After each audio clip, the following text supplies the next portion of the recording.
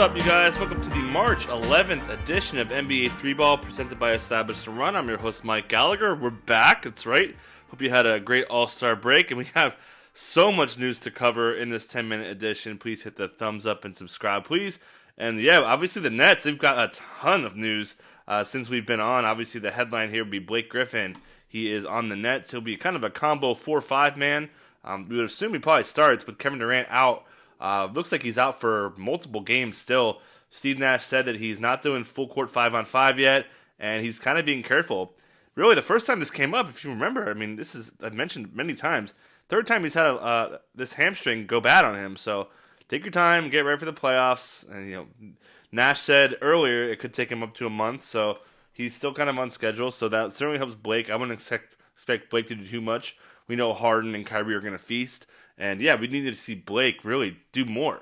Nash said he sees him as a small ball 5, says that they talked about short rolling, screen setting, and fitting in where needed, because obviously you don't take the ball out of James Harden and Kyrie's hands. They've just been awesome. Jeff Green also questionable with that shoulder thing that looked really bad.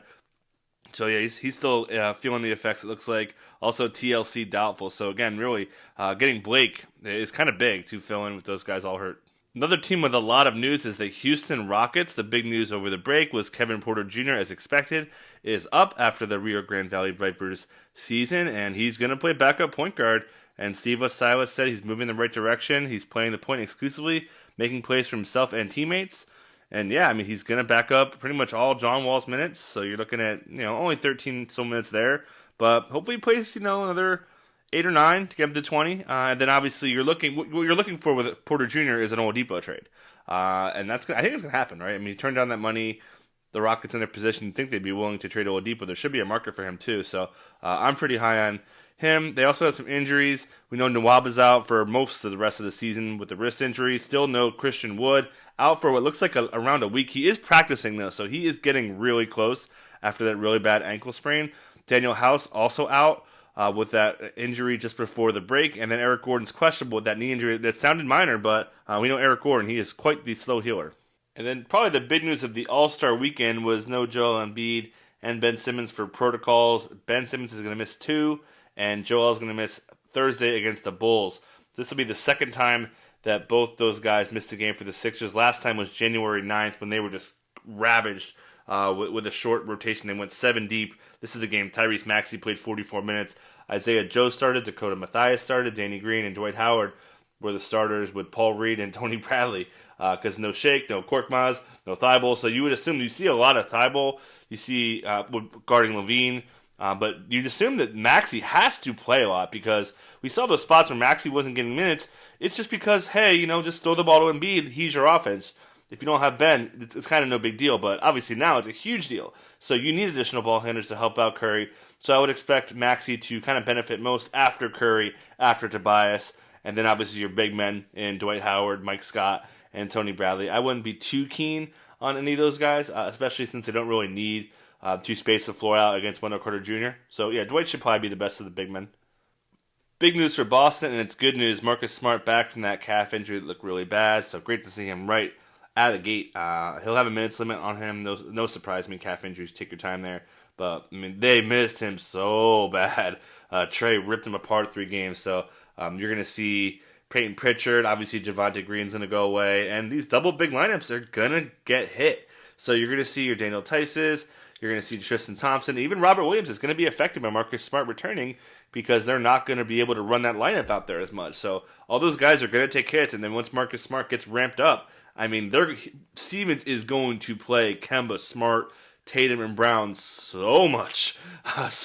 All those other pieces, and I'm including Robert Williams, who I expect to take a hit. Still keep him on your roster and season long, but expect those guys to take some pretty significant hits. Got a lot of news with the Pistons. Kind of talked about it before the break with Killian Hayes. He got a little bit of run-in, according to Dwayne Casey, at practice on Wednesday, so he's getting close.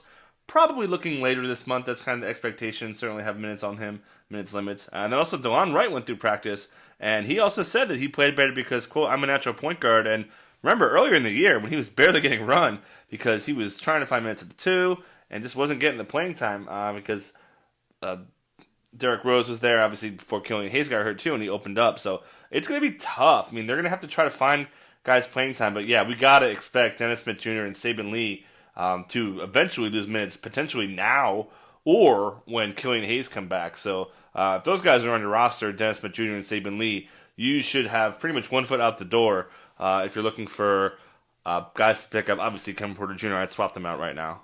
Let's hit the Raptors on a couple different fronts. Just in the short term, OG, Pascal, and Fred VanVleet are all still out for protocol. So Norm season, Kyle Lowry season, hopefully Chris Boucher season, and they'll mix and match it with Yuta, Stanley. Bembry obviously has been a big part to fill in minutes.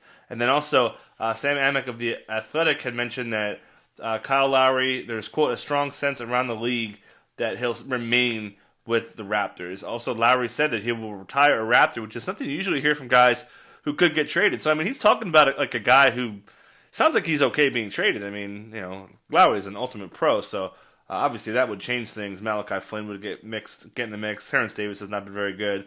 And then, yeah, I mean, obviously, Norm and Van Vliet and OG and Pascal would all really benefit if Lowry did get traded. We'll cross that bridge when we get to it, as they say. And then sticking with Amick's story, he's awesome. Had mentioned that sources told him that the Kings have shifted to seller mode. So Harrison Barnes to the Celtics is popping around. We'll see what's up with that. Obviously, Daquan Jeffries is really good in the bubble. He would be one of the first guys to step up. They really want to trade him on to Bielitsa. Rashawn Holmes will get them back a ton. He's been really awesome. He could fit on like every team. But certainly Tyrese Halliburton, who's also off the injury report now. That little calf thing is behind him. So also said he's okay coming to the bench. He'll be ready for whatever role they throw at him, he said. So, yeah, I mean, Tyrese Halliburton's like clearly the second best rookie in the NBA behind LaMelo. And, yeah, certainly have really, really high expectations for him to finish the season. And then so many other little notes. Devontae Graham and Cody Zeller are back. LaMelo's going to start, so we know Borrego will mix it up. He'll be going small and put PJ at the 5 sometimes, and then he'll go bigger with Zeller, bump out PJ at those other times, go 3 guards, go 2 guards. I mean, he's going to mix and match his way. Certainly, those guys returning really cuts in the Malik Monk, so he'd be on a short leash for me if you picked him up and you were enjoying his run at the end.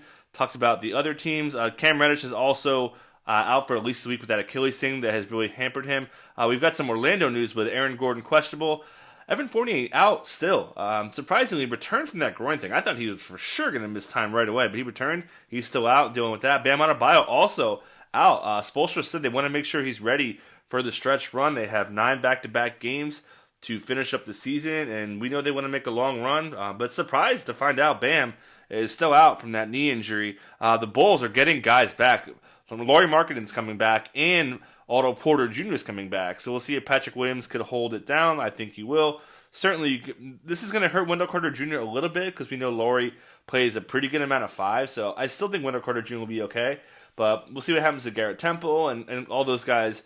You'd expect to see them take a little bit of hits. Also, slightly Kobe White if there's other guys with Lauri shooting the ball more than the guys who are taking his minutes. Derrick Rose, surprisingly out with protocols. So he's someone that we'll keep an eye and see how long he's out for there. Obviously, Emmanuel quickly could benefit. Hopefully, he can keep it going. Tough matchup against Milwaukee. D'Angelo's still out. JJ Redick has heel soreness. He's still out.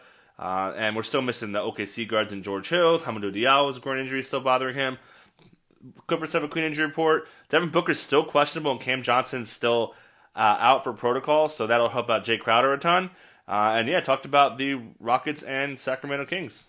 Let's get to the basketball action. Not a lot to talk about. JV destruction, 29-20. I mean, this is just easy money against the Wizards front court. And Taylor Jenkins loves that 10-man rotation. He's going to roll with it pretty much regardless.